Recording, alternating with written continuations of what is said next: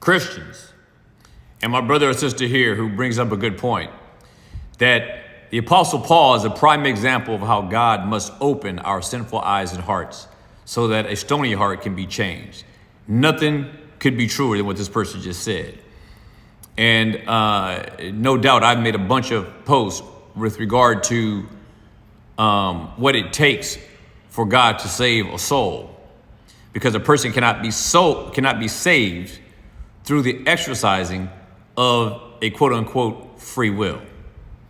But God must intervene. And Paul was a radical version. What happened? Paul's conversion was a radical example of what God does.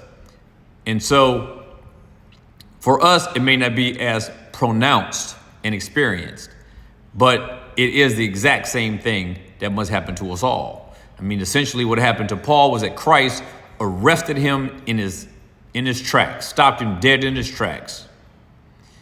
And Paul was converted.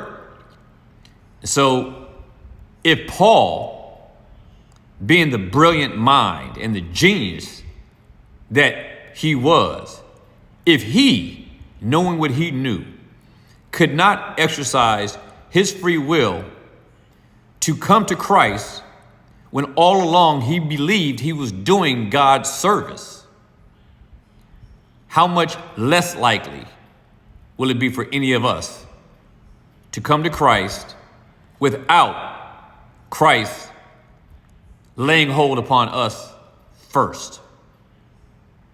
Be provoked and be persuaded.